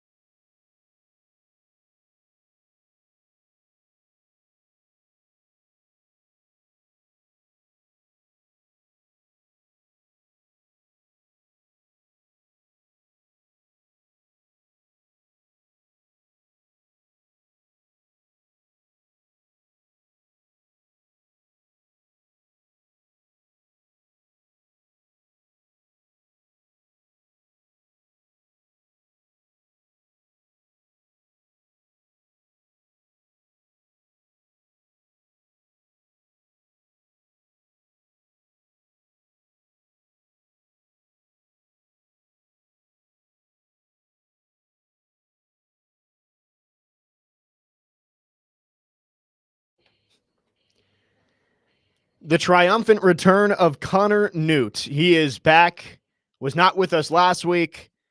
He is on our phone lines, driven by WilsonCountyHyundai.com right now. 4's company, Jake Lyman, Nick Frazier, Jake Wallman, and now Connor Newt joining us live from Rupp Arena in Lexington, Kentucky. How is it up there, Connor? What's up, fellas? Feel like I haven't seen you in 2 years. I know. It's been too long. Still haven't seen you. I can't see you. All I see is blue right now, but I haven't talked to you in like 8 years. It's been too long. We've missed you. We can't wait to have you back in studio next week. But glad you are living your best Big Blue life up there. Are you getting excited for the game? Yeah, we are. It's starting to pop. It's me and my dad right now, but Rupp is filling up. Lots of blue around here. I have yet to see any South Carolina red. I have a feeling you're not going to see too much garnet today, but yeah, it's filling up. I'm just ready to get some Rupp ice cream, to be honest with you. Well, hopefully the Gamecocks don't get their first SEC win of the season this afternoon up there in Lexington. If it's going to be against anyone, it's going to be against Kentucky. I'll tell you that. That's just how it works, apparently. Tip-off up there coming up at 11 a.m. Connor, we just finished up going over our question of the day. We want to get your thoughts on this, too. Oh, okay. So Nick Frazier wants did you actually hear the question? I heard it, yeah. Okay, go ahead. I let him in on it. Okay, cool. Yeah, Wallman gave me a little debriefing. Does it have to be a real person? No, we'll give you leeway to do whatever you want. Okay. Because I want to hear this answer. To help me run the team, I'm bringing in accountant extraordinaire Kevin Malone. There it is. Wow. Great answer. Malone's Kevin cones? Malone's boats. He would help me run the team, and our finances would be in order. Money would be going to the right place. Lots of Kalevin in those books. Yes, lots of chili being made too. That's the media meal would be Kevin's famous chili. Use a Kalevin. You're home by 7. He was home by 3:30 that day. I'll be home by 5. It's going to be awesome. Who's your celebrity endorsement? I got a few. I'm going to go with Stone Cold Steve Austin. I knew it was going to be a wrestler. On the money. Can you just imagine him? Let's say I'm owning the Titans, and if Stone Cold comes out as the 12th Titan or whatever, give me a hell yeah. That would just be hilarious. He'd get that crowd going. Beer sales would be through the roof. Yes. I think you would have to have Stone Cold do a Stone Cold Stunner to the team's mascot at the 50-yard line before every game. You guys remember? Yes. Frazier may remember that. Oh yeah. Do you remember that? I think so, yeah. Where somebody would dress up as like the mock mascot of the away team. And yeah. T-Rack would mess with them and stuff. And I mean, get Unlike T-Rack and that Stone team Cold down in together. Jacksonville. Unlike the team down in Jacksonville, my mascot would actually win. Yeah, not gonna have Will Levis knock him out. Nope, that's not how that works. No Duval. Duval. Oh my God! As a Kentucky fanatic, we do not claim Liam Cohen. I mean, it's gotten better. I've seen him do the Duval a couple times since then. I feel like he got some notes, but the first the one was eyebrows. bad. The eyebrows that drive me crazy. Duval. I hate it. Connor, thoughts on the Super Bowl tomorrow? We just finished up talking about the big game, Chiefs and Eagles. I know it's not the game anybody wanted, but it's the game we got. Do you think the Chiefs get a three-peat? Yeah, I mean, it's hard for me to bet against Patrick Mahomes, especially as the amount of times he's been here. I think I saw the Chiefs opened up at 1.5-point favorites, which is the first time they've been favored in any Super Bowl appearance so far. Wow. I want to cheer for the Eagles just because I don't want to see the Chiefs win it again. I don't like the Chiefs. I don't like this whole Travis Kelce, Taylor Swift thing I have to constantly hear about, but I don't know. I don't like either team. I hope both teams have fun. That's my message to both teams. Have fun, because no one else really cares that you're there. We kind of talked about this earlier, just touched on it briefly. If the Chiefs do win, does that make Patrick Mahomes the second greatest quarterback of all time? Ooh, No. I think it's Brady 1, and then I think we're young for this, so we're not supposed to say this, but Joe Montana is definitely 2. I know they would be tied for Super Bowls at 4, but go back and watch some of the film on Joe Montana throwing the ball to Jerry Rice. That's elite level quarterback. That may be the most talented quarterback of all time in Joe Montana. Yeah, I think there's an argument both ways if you match the amount of Super Bowls. But Yeah. man, Mahomes doing it all before. He's still what, like 29? Yeah, he's not. Yeah, even I mean, 30 he could retire today, and I mean, there would be a conversation to be had. I mean, I think where he stands. I think he could retire today and be a top 5 quarterback of all time before even playing the game. I agree with that. I think if he wins tomorrow, I think he's for sure top 3. Yeah, it's a tough conversation. I don't think anyone will ever beat Brady out. That's the winningest quarterback of all time. That's our quarterback our generation grew up with. Hell, there was never a time until 2023 when he retired that Tom Brady was not the starting quarterback for the New England Patriots or the Tampa Bay Buccaneers in my lifetime. Yeah. Because what, he got drafted in 2000? Yep. Yeah. 2000. He was always New England starting quarterback until 2019 offseason. He left for Tampa Bay. Yes, after the Titans ended the Patriots dynasty. Logan Ryan's interception. Yep.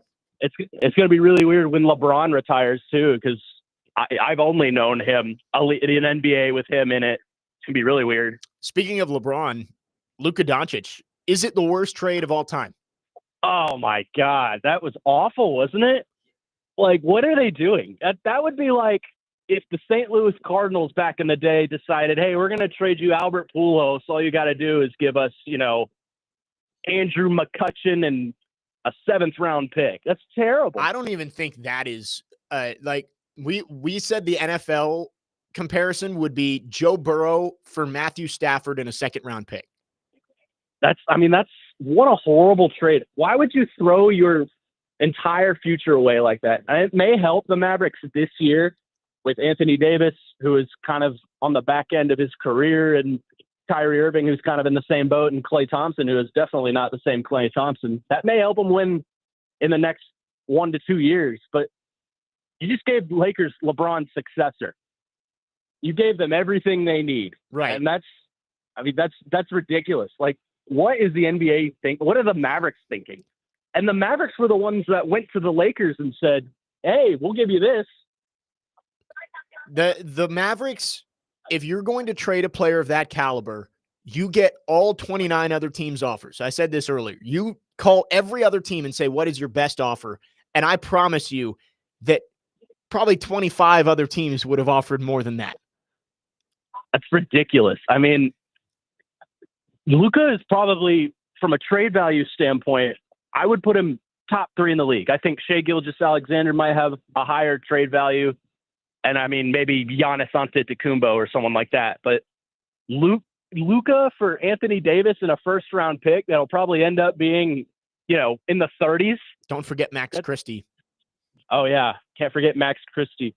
The biggest piece of this trade was Jalen Hood-Schifino going over to Utah. Right. I mean, just a horrible trade. And I think we will be able to say 5-10 years down the road, maybe the worst trade in sports history. Connor, we will let you go. Enjoy the game today. Go Big Blue. I'll do my best. Hopefully it's not too interesting down the stretch. Well, I'm okay if it's interesting as long as it's interesting for the right people. Yeah, I guess that is true. What score prediction? Score prediction, I'll say 82-69 Cats. There we go. Connor Newt joining us live from Rupp Arena in Lexington, Kentucky. Connor, enjoy the game. Thanks for coming on. Thank you. Go Big Blue. Just keep in mind, I'm undefeated in Kentucky at sporting events, not just basketball. So the streak's on the line today, fellas. There we go. We'll keep an eye on it. Connor Newt will be back in studio with us next week, joining us for Newt's Notes on our phone lines driven by WilsonCountyHyundai.com. Extra scoop of ice cream for me, Connor. Connor Newt. Ice cream. Okay. Yeah, there Extra you go. scoop, bud. Appreciate it. See you, Connor. See ya. Connor Newt joining us from Rupp Arena. Always great to talk to Connor. And again, glad to have him on after he missed all of last week's show. A hiatus that we thought would never end. I know. It's finally ended. I Thank know. goodness. Yeah, 2 weeks. 2 weeks. So, yeah, great to have him back on for Newt's Notes. Indeed. We will get to some more college basketball coming up next. Talking about the SEC continuing to show off its dominance as they cannibalize each other, but just maybe the best conference we've seen in college basketball history. And we'll talk about, as we approach March, it's just 3 weeks away, who are we keeping an eye on as we approach the best time on the college basketball calendar. We are broadcasting from the Busy Bee Plumbing, Heating, and Air Conditioning Game Nashville studios, home with a $99 yearly Beehive membership where the buzz is always about great service. Jake Lyman, Nick Frazier, Jake Wallman coming back after this. You're on 4's Company, 102.5, 106.3 The Game.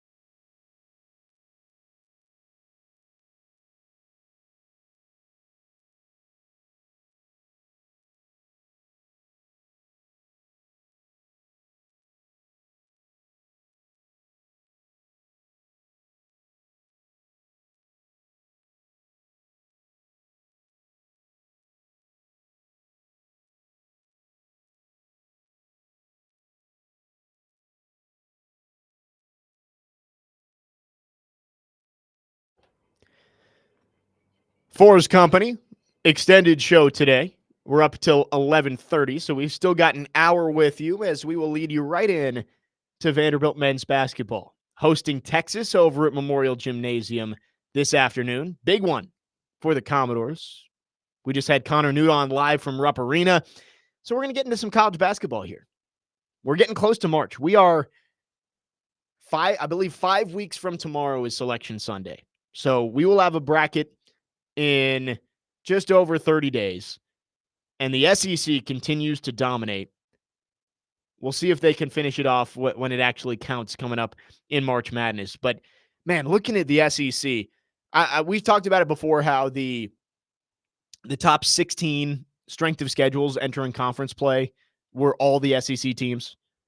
But they continue to prove how good they are. Tennessee with another huge win this week, and they have moved into 1 seed area, I believe. But Jake, Lenardi has the Tennessee on the 1 line now? Yeah, with the Missouri win on Wednesday. That was their 4th quad 1 win this year. So Lenardi believes that they solidified their spot as a 1 seed. Right. Alabama, Auburn, Tennessee, all on the 1 line. And it would be their first 1 seed in school history, too. Right. But me personally, I've thought about this over the past couple of years, where Tennessee has kind of been in that conversation of having a 1 seed. I really don't care about having a 1 seed. I mean, it's kind of like winning the SEC tournament. Mm-hmm. You know, I really don't. I mean, it's good that Tennessee won the SEC tournament a few years ago, because it was their first SEC tournament championship since like 1977, 79, one of the two. But I just want to see them win. I don't care about having the 1 seed when you get booted in the second round. Yeah. Listen, I have a smirk on my face. I'm just laughing in my head, because Wallman's basically said what I'm thinking. And it's like, as Tennessee fans, you should not be okay with just being the 1 seed. Like, I know I'm jumping the gun a little bit because we're talking SEC basketball here, but when it comes to March, and I've mentioned it before, I think this team might get embarrassed. I really do. I have a sick feeling this team might if they're a 1 seed, it might get embarrassed the first round. Hey, ask my Virginia friends about being a 1 seed. Yeah. Doesn't always work out. It doesn't. UMBC, one of the greatest nights of my life, by the way. I bet you were happy as a client. Oh, watching them lose by 20 to a team whose mascot is the Golden Retrievers was awesome. Where the dogs at? I mean, looking at Lunardi's bracketology predictions, 5 of the top 8 teams overall are from the SEC. Auburn, Alabama, Tennessee are on the 1 lines. Texas A&M and Florida are on the 2 lines. Man, if Tennessee gets this draw that ESPN has them, I think that's a Final Four team. Looking at the top seeds on their side of the bracket, obviously Lunardi is not making the bracket, so it wouldn't turn out this way. But let's say randomly this is what the teams were. A&M is a 2 seed. I watched Buzz Williams for a long time. I don't think he's going to get it done in March Madness and go to the Final Four. Your 3 seed is Iowa State, who's shown that they're more than beatable. They've had a couple of bad losses the last couple of weeks. Kansas State, I believe, beat them. Your 4 seed is Wisconsin. Fine. It's fair. Your 5 seed is St. John's and Rick Pitino.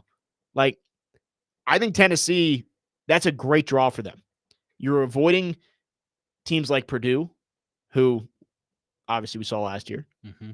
Houston would be in another bracket. UConn, who currently is a 7 seed, but we saw what they did 2 years ago as a 4 seed. And, you know, with Hurley at the helm, you never know what could go there. Right. I like this draw for Tennessee. Obviously, there's a long way to go. We still got a month to go.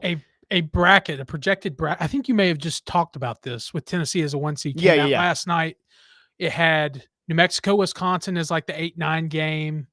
I can't remember who was the 2 seed, but it was a really good draw for Tennessee. Yeah, I almost sent it to you guys, but I don't know. It's every team hypes up that 1 seed as like, oh, this is really great. You know, we're a 1 seed, and teams are going to have to go through us. And I mentioned it a few weeks ago when Tennessee played Vanderbilt. This team just doesn't have an enforcer. Doesn't have that it factor. Yeah, you don't have a Dalton Connect this year, and who can be your closer down the stretch. And we thought that was Chaz Lanier for a while, Yeah. but then he kind of disappeared there in January. And I don't know, man.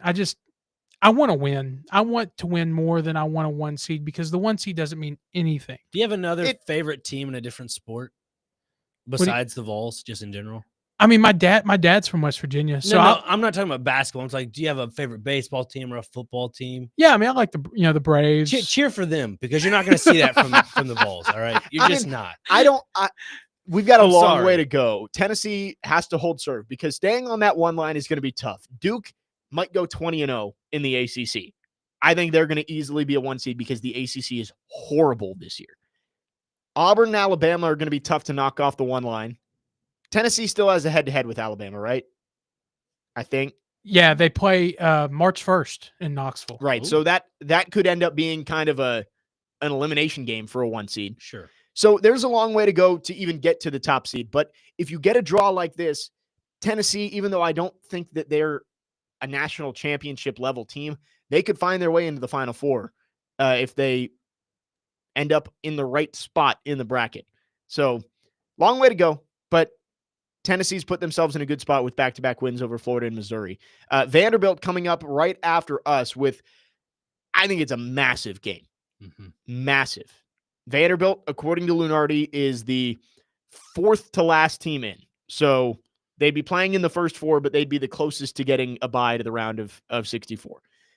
Looking at Vanderbilt's schedule the rest of the way, I mean, there's no easy schedules in the SEC. And I think Vandy honestly has one of the tougher ones. Today is a winnable game against Texas at home. Texas is also kind of a bubble team. Mm-hmm. So this is one that it feels like you have to win. That would be their 5th SEC win. The rest of the way, you got Auburn at home on Tuesday. That's the number 1 team in the country. That's not going to be easy. We've seen that Vandy can beat top 10 teams at home. They've done it twice. But number 1 team in the country, not going to be easy. Then at Tennessee, at Kentucky. Both those teams are going to want revenge, and you're on the road. Ole Miss has looked really good lately. At Texas A&M, who we just mentioned is a 2 seed. Missouri at home, they're a top 15 team in the country. You do finish with Arkansas and Georgia, so those are 2 winnable games down the stretch. But you probably got to get to 7 wins to even have a chance at the tournament in the SEC. Yeah. And 8 would make you feel a lot better. Just because of how deep the conference is. Right. Yeah. Like 8 and 10, I think gives you a really good chance to get in out of the SEC. 7 and 11, I think you're going to be interested on Selection Sunday. But you would probably need some help. You couldn't have bid stealers out of some of the mid-major leagues. Yeah, they need at least 3 more wins. Today would be a big one to kind of get you playing with house money, you know? Yeah. Because if you can get that 5th win today, Auburn, Tennessee, Kentucky, back to back to back, It's a gauntlet. you're kind of playing with house money at that point where it's like, if you can just win one of those 3, you're in a good spot. But if you lose all of them, you're not completely out of it. I'd say Tennessee's in kind of a similar situation today as well. Yeah. With Oklahoma's a winnable Right. game. Kentucky on Tuesday, that's kind of a big game, depending on how Kentucky plays today. And then Vanderbilt next Saturday. Is that right? But Tennessee's not Yes. one of those like 4 teams that's just trying to make it into the like No, I Tennessee's mean, up there already. No, you know what but I mean? like, I mean, in terms of just feeling good as you're going into March, today's kind of one of those that I think you got to win and maybe win convincingly. Yeah. Yeah, that's true. And for Vandy, you lose today, there's a decent chance you could be on a 6-game losing streak heading into Ole Miss. And that's nothing to do with Vandy. Like, I think Vandy's a really good team. Mark Byington has done a really great job over there, but you're playing 3 straight top 15 teams, 2 of them on the road, and the one you have at home is the number 1 team in the country after this. So today feels like a huge one. You're coming off of 2 losses where you led at halftime and let it slip away on the road. You're inside Memorial today. I think this is a huge one. And again, pregame coverage is coming up right after us at 11:30 with Kevin Ingram and Tim Thompson over there from Memorial. If Vandy wins this one, I feel good about them getting into the tournament. I think they could win 3 out of these final games, especially with Arkansas and Georgia to end the year. Those are games they could win. And the SEC is so tough. Like, Ole Miss and Missouri, yeah, they're good. They're top 25 teams. But coming to Nashville, it's hard to win in the SEC on the road. It is. So you got to win your home games. If Vandy can win today, I think that puts them in a great spot to return to the NCAA tournament. Yeah, and then when you mentioned about all these top 15, top 25, like their next 6 games after Texas, you mentioned 3 are in the top 15. all 6 of them are in the top 25. So if you go look at that, like I think Ole Miss and the Missouri, like you're saying, if they can win those 2 games because they're ranked, that again, you're saying brings more reassurance, and I'm with you on that. Right. And every win in the SEC is quality right now. Right. Like you're not, even though Arkansas and Georgia probably aren't going to make the tournament, and Georgia's on the bubble, Arkansas kind of on the bubble too. Those are the games you're going to have to win. So the way I'm looking at it, if you can win most of your home games left are Texas, Auburn, Ole Miss, Missouri, Arkansas. So you got 5. Could you win 3 of those? Yeah. That's the hope. Now, Wallman, cover your ears here, all right, buddy? I don't want you to hurt yourself. All right? I'm listening. Give going it to me. right for the jugular. Say the Vols end up beating Tennessee on the road, and then win those other 2 games, Ole Miss and Missouri. You're in. Yeah, they have to be in. Yeah. Because, Tennessee's a projected number 1 overall seed. If Vandy can be 7-11 in the SEC, but you have 3 wins between Tennessee, Kentucky, Auburn on the year, I think that's enough. That's good enough to get you in. And some of the teams that they beat in the non-conference that maybe didn't seem to be quality wins have looked better than expected. I think Cal's been a little bit better than people thought they were going to be. Mm-hmm. Virginia Tech. I thought Virginia Tech was going to be the worst team in the Power 5 coming into this year. It's true. They haven't been good. They're not a tournament team, but they aren't a completely horrible team. Right. They're a competing team. Right. That's a good way to put it. I think they're middle of the pack in the ACC, which is more of an indictment on the ACC than it is a compliment for Virginia Tech. But they won that game convincingly in Blacksburg. They beat TCU on the road. Like, they've got some quality wins there. But I think you do need you need either 3 wins with one of them being a big one, or you need 4 wins total to get yourself into the tournament. I think 4 wins total might be the avenue. That might be the easiest path. Yeah. And that's got to start today against Texas. And again, pregame coverage starting right after us at 11:30. Tip-off coming up at noon. We'll keep talking college basketball on the other side. Jake Lyman, Nick Frazier, Jake Wallman, 4's Company, 102.5, 106.3 The Game.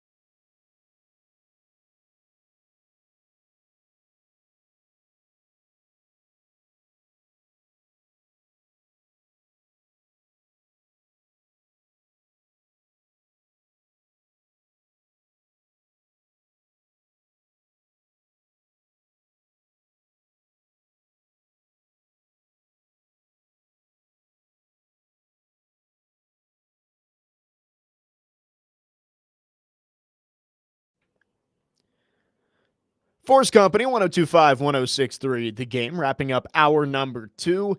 We are on a little bit longer today. Going to be with you till 11:30 and lead you right into Vanderbilt coverage from Memorial Gymnasium as the Commodores take on the Texas Longhorns. We've been talking about the men's side of the bracket, where things are looking. The SEC currently projected to have 13 teams in by Joe Lunardi. Quickly here as we wrap up hour number 2, the women's side.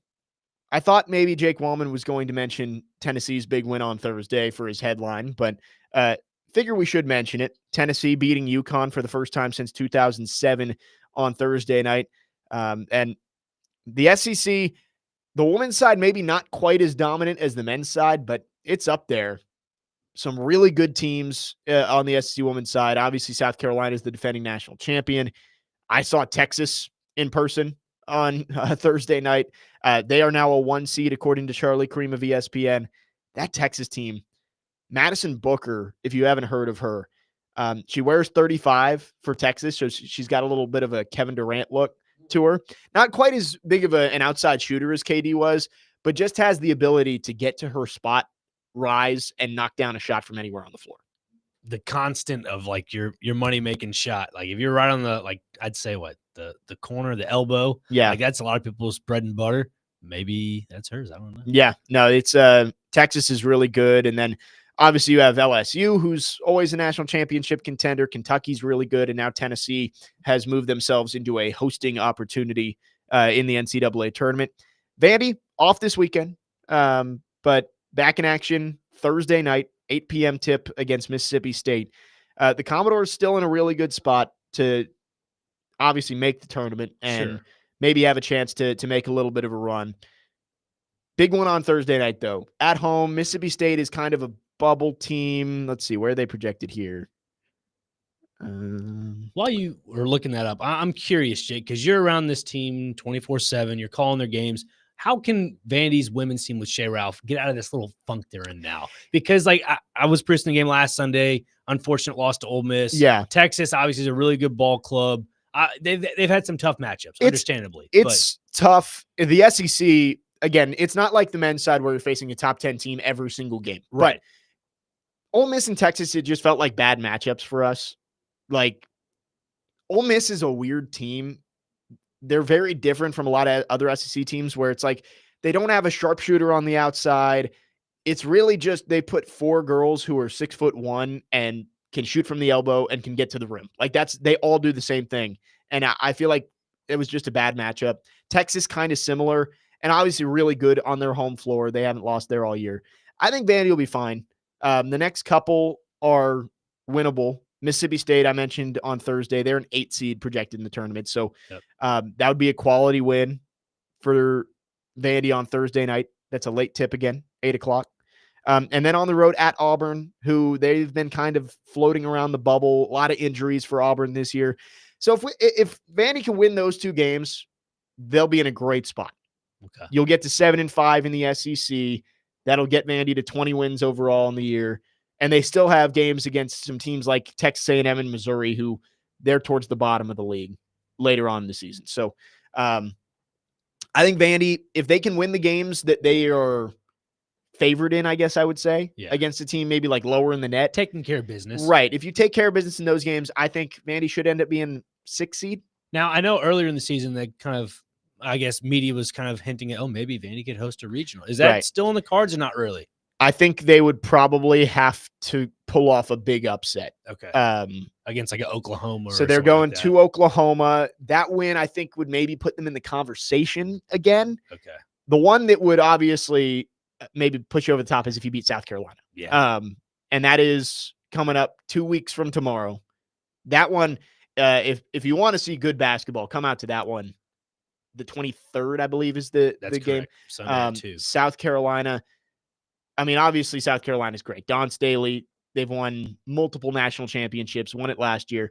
But I think that Vandy played really well in South Carolina last year, still lost the game, but showed that they can hang in there with a team of that caliber. Now they're coming here. Vandy's got stars. I'm not saying they're going to pull off the upset because South Carolina, their only loss this year is to the number 1 team in the country in UCLA. But I think that's going to be a fun basketball game and should be a good environment. That's the second home game coming up. Again, Mississippi State on Thursday, but then after that, it's South Carolina. So excited for that. Interesting. Yeah. Hopefully Michaela Blakes will kind of have another big game. Blake's has been good, and Camille Pierre had a couple of games where she just didn't have her same touch shooting the ball, but she's figured it out the last couple games. She had 24 on Sunday, 26 on Thursday against Texas. So feeling the groove. Yep. So excited. This is the last bye on Sunday for Vandy, and then 6 straight to end the regular season. And then we're into March, and we're going to Greenville for the SEC tournament, and then we'll see where we end up for the NCAAs. But excited for the rest of the season. And I think if I had to guess, I would say like ballpark 6 seed for Vandy, give or take a line. If they pull off a win or two, maybe they rise a little further. So we will see. Again, 8:00 tip on Thursday. I'll have the call from Memorial, 7:45. This guy on the radio. Yes. That guy across from the table. Yes. Excited for that. 615-737-1025 is our phone number if you want to text or call. We'd love to hear from you. Our phone lines are driven by WilsonCountyHyundai.com. When we come back, we will start our bonus half hour. We're going to get back into some football. And then we are going to make some Super Bowl picks coming up to wrap up this show. That's up next. Jake Lyman, Nick Frazier, Jake Wallman, 4's Company, 102.5, 106.3 The Game.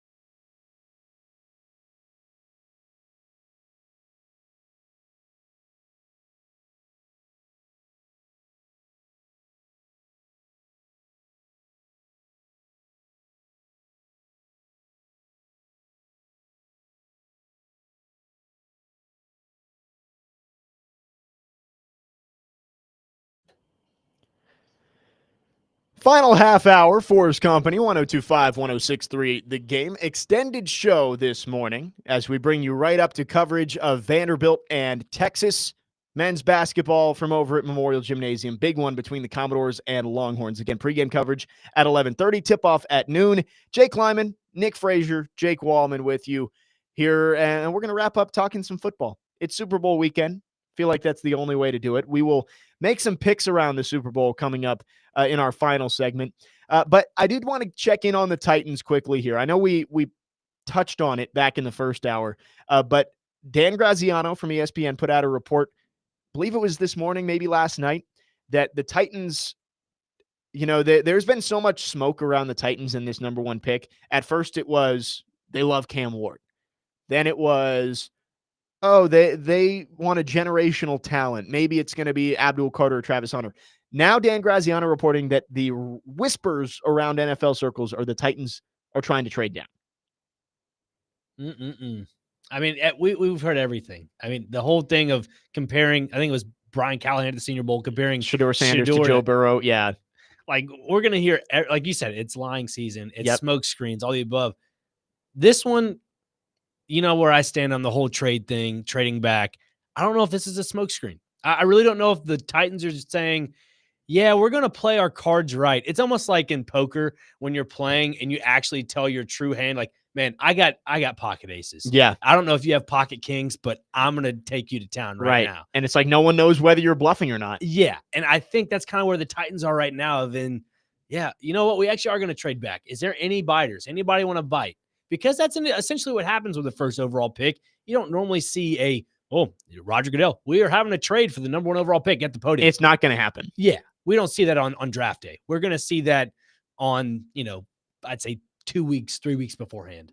Honestly, I would say even before that. I bet if the Titans trade that pick, it's done by, when does the new league year start? NFL new league year. If it's like mid-March, I would bet it's before the new league year. That's usually when it is, when free agency starts.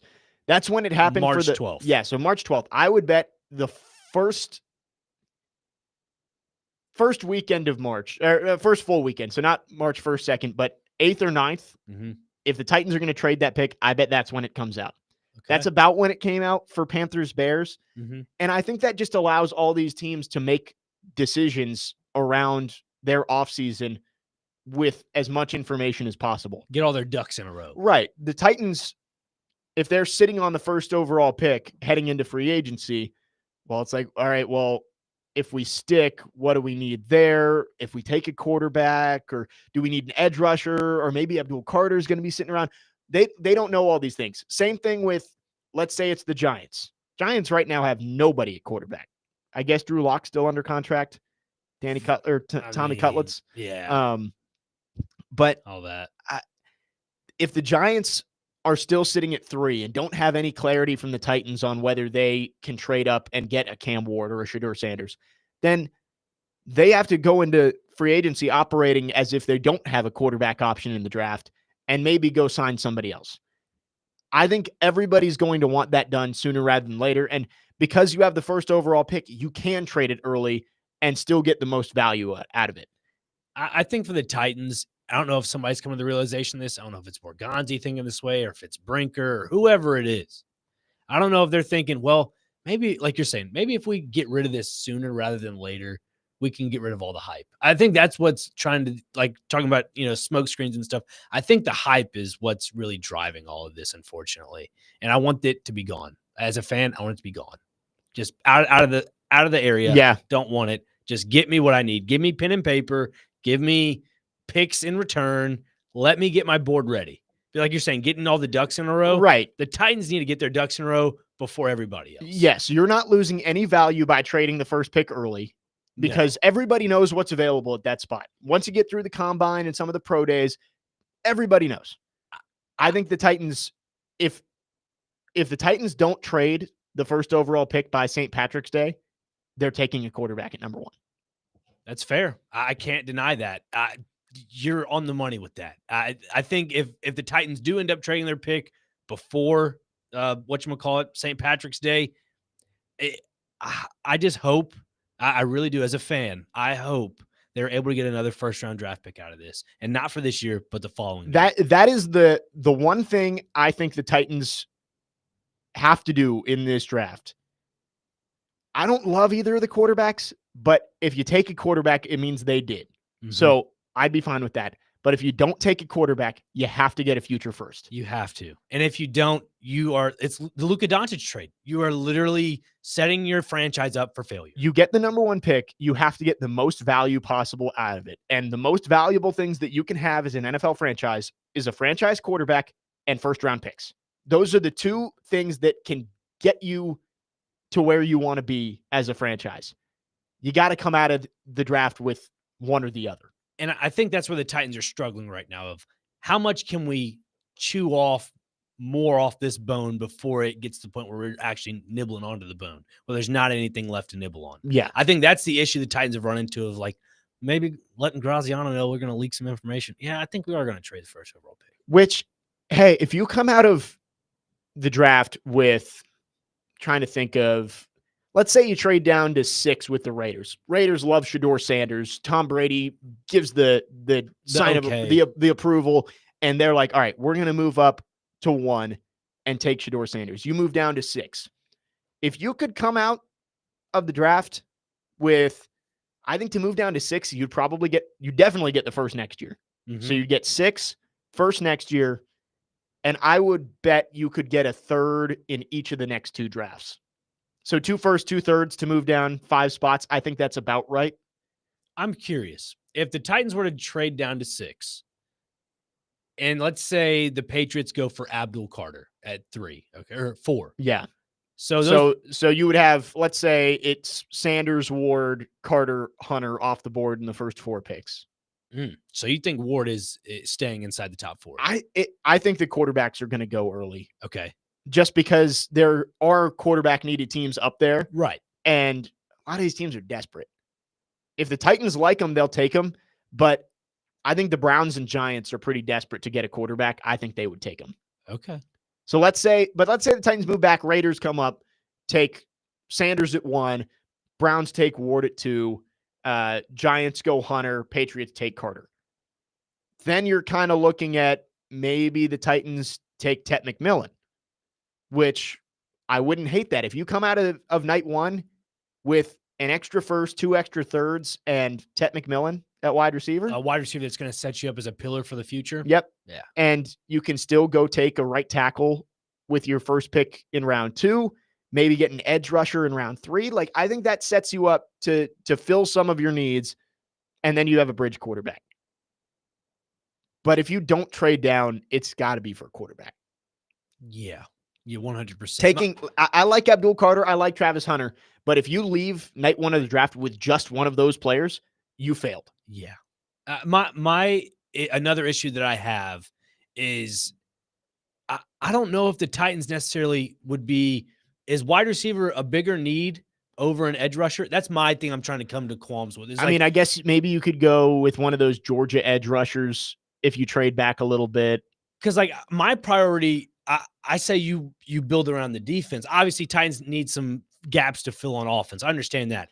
I just think if you have an edge rusher and you build off of that, in my opinion, that's where I would go. And maybe you could trade back a little bit. Is it Malachi Starks? Is that the Georgia guy who's kind of up there? Yeah, I'll look that up real quick. And then, but like, let's say you're at 6. Mason Graham is kind of getting mocked in that area, but you don't need another defensive tackle. You've already got 2 that you've spent high draft capital on, right, in Simmons and Sweat. Will Johnson from Michigan could be in there too, but you don't really need a cornerback. I'm not saying you draft based on need, but if you have all 3 of those guys, McMillan, Johnson, Graham, kind of in the same tier, you take the one that helps you most right now, and I think that would be McMillan. Although I agree that I think defense would be a good way to go. Maybe you trade back again. Would you say potentially it would be a reach at 6 if the Titans were to draft James Pierce? Maybe a little bit. A little bit of a reach? I think he's kind of getting mocked in the teens, like 10 to 15 range. Yeah. So maybe that's what you could end up doing if you're the Titans. If you trade back with twice, the Raiders or the Jets or something, in March. You make that move early, you get your picks, and you can set up your draft board the way you want it and say, you know what, we're going to go with a bridge quarterback this year and try and find a young guy in the future. Then on draft night, you see who falls to you and hope somebody else wants to come up. That could be the way you really replenish and get to the Borgonzi and Brinker saying they want 30 picks in the next 3 drafts and 12 of them to be in the top 100. That could be how you do it. You trade back to 6, pick up a future first, maybe a couple of day 2 picks, and then you could go down from 6 to 13 and pick up an extra second. Like, I think that would be a great way to do it. It's not a bad idea. I just think you either have to come out of night 1 of the draft with a guy that you feel like is your franchise quarterback or a king's ransom of draft picks. I say you got to have some ammo for either day 2 and day 3 or next year. If you come out of it as good of players they are, Abdul Carter and Travis Hunter, if you come out of night 1 and you only have that player and you still only have 1 pick on day 2 and you still only have your picks for next year's draft, that is a failure. Complete failure. I don't want to bring the Chiefs into this, but I am. With Borgonzi coming from Kansas City and Kansas City having such a deep just understanding of draft picks being a vital purpose of why they're so good. Yeah. I hope the scouting department with the Titans, I don't know if there's some familiar faces from previous staffs that are still here or if it's all new guys coming in. I don't know. But I really hope that DNA of what Borgonzi knows about football kind of is reciprocated with the scouting staff. Yeah. Because if that's the case, then I would double up. I would trade with the Raiders at 6 and, play, peekaboo at 6. Like, you know what? I think we're going to trade back to the teens. Yeah. And then maybe get more draft, like you're saying, more draft capital that way. I think that's probably, I'm agreeing with you 100%. That's the way to do it. I think it's got to be one or the other. You either have to stock the cupboards of draft capital or you take your franchise guy, which I would pick. I think Cam Ward probably ends up being the guy if they stay. Yeah. Just based on what it seemed like at the beginning of the offseason, it was Ward or Sanders. Who knows? It could be either one. And since then, it's been all Cam Ward trending in that direction. So long way to go. We're still 2.5 months away from draft night, but I think if the Titans are going to trade it, like Dan Graziano says, that they're kind of leaning towards, I think it comes within the next 5 or 6 weeks. It's fair. It's fair. I can't deny it. And it'll be the offseason officially after the Super Bowl tomorrow. I guess it'd be really considered lying season at that point. Yes. Yeah. Okay. The football officially ends tomorrow evening, and we're going to make some Super Bowl picks as we wrap up the show coming up next. Jake Lyman, Nick Frazier, Jake Wallman, 4's Company, 102.5, 106.3 The Game.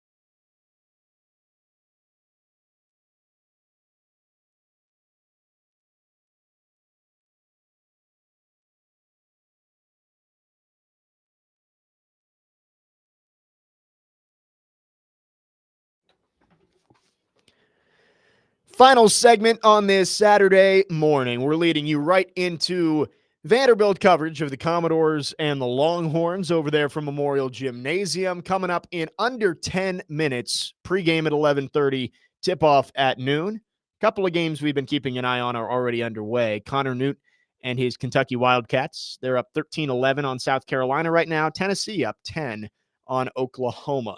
And again, Vanderbilt, Texas, coming up right after us here on the game. Preds playing Buffalo later on tonight. That is a 6 p.m. pregame, 7 o'clock puck drop from Bridgestone Arena. The Super Bowl is tomorrow. We talked about it a lot in hour number 1. Time to make some picks. We're going all Super Bowl here for picks. And the first one may be the most important question. Heads or tails on the coin toss? Nick Frazier. Tails never fails, baby. That's where I'm going with it. I pick it in NCAA, pick it in Madden, might as well. All right. Tails. Jake Wallman. Heads or tails? I'm going heads. Wow. Okay. So I got the big decision. Break the tie. Tails never fails. I'm going tails too. Sir. I know it's going to be heads because I feel like Super Bowls, it's usually heads. Like at least 50% of the time. Yeah. I'm intrigued though about the kickoff this year. I will say I'm intrigued about it because normally every year it's like a novelty. Yeah. Like, will there be a return on the kickoff? That's true. Like, yeah, will it be a touchback or not? It'll be different this year because of the new kickoff rules. Yeah. So I wonder if the odds are different on that. I haven't checked. But all right, we got 2 on tails, 1 on heads for the coin toss. First touchdown score. Who's scoring the first touchdown of the Super Bowl tomorrow? DeAndre Hopkins. Wow, you're going D-Hop. I'm going to go DeAndre Hopkins. I just feel he's been quiet whole playoffs. This is going to be his time to shine. Jake Wallman. I'm going to go with the birthday boy. Saquon. I feel like he gets his birthday off to a really good start and finds the end zone first. All right. I'm going to go with the Eagles too. I think the Eagles are going to do kind of exactly what we said they need to do, which was long touchdown drive to start the game. I think Saquon gets him down there, but I think it's the tush push that gets him in. Jalen Hurts scores the first touchdown. Oh, okay. Will be my pick. And finally, who is going to win the Super Bowl and who is your Super Bowl MVP? I believe the Chiefs will win the Super Bowl, and my Super Bowl MVP will be I don't want it to be Mahomes. I want to be off the grid here. I don't want to be too off the grid, but I'm going to go Butker. I don't know. I'll go Kelsey. You're going Kelsey? Yeah, I think I'll go Kelsey. Do you think if he won Super Bowl MVP, proposes to Taylor Swift on the field after the game, and then retires? No, I don't think he retires. I think he comes back one more season. I mean, ending it with a three-peat and then proposing to the world's biggest pop star on the field after the game, that's a pretty good way to go out. It is. I just don't think. You don't think so? I don't think he wants to go But out you think there. he wins the MVP? Yeah, I All guess right. so. Might as well. Jake Wallman? My wife would be all over that if that happened. Have you guys heard that there's a rumor that like the Chiefs will be down late in the fourth quarter and Kelsey will, kind of engineer, he'll be a part of this big drive where they go down the field and win the game. It's part of that whole, like the NFL scripted idea. I mean, I haven't seen it, but it doesn't surprise me if that is how it ends up. But I'm going, I think if the Eagles win, I think it's because of Saquon. I think he has a big day tomorrow. Give me Saquon Barkley as the MVP. All right, I don't know what to do here. You got it. This is one of the tougher Super Bowls to pick. But I'm going to go with the Chiefs. I feel like I just can't pick against Patrick Mahomes right now. And I'll be basic and say Mahomes wins MVP too. Okay. Not bad. I mean, it's fair. I mean, I'd like to go off the wall and say Eagles win and Reed Blankenship is the MVP. That'd be pretty cool. Or Jahad Dotson with the game-winning touchdown. Yeah, it would be. If Reed Blankenship got it, MTSU guy, that'd be cool. But I will go basic and say Chiefs win, Mahomes is your MVP. Did a little research, by the way. Opening kickoff to be a touchback, minus 340. What's the national anthem at? I don't have that in front of me. I wish I did. Don't have much time to look. Normally at they have that up there. If it's the guy who sang the national anthem at our game against Texas on Thursday, go over. Oh my goodness. I was begging him to end because our intro is playing as he's wrapping up Home of the Brave. I'm like, get off the hardwood. Anyway, that's our picks for the Super Bowl tomorrow. How about that? You have a score? Let's go 34-28. Okay. I'm going to go 31-27. I said that earlier this week. Chiefs 31-27. Okay. 35-31 Eagles. And you've got the Eagles. All right. 2 on the Chiefs, 1 on the Eagles. Super Bowl Sunday tomorrow. I believe that's a 5:30 tip or kickoff from New Orleans. Coming up next, Vanderbilt, Texas. Big one in the SEC over at Memorial Gymnasium. Kevin Ingram and Tim Thompson will have the call. That's for us on 4's Company. Enjoy the game. We'll talk to you next week. See ya.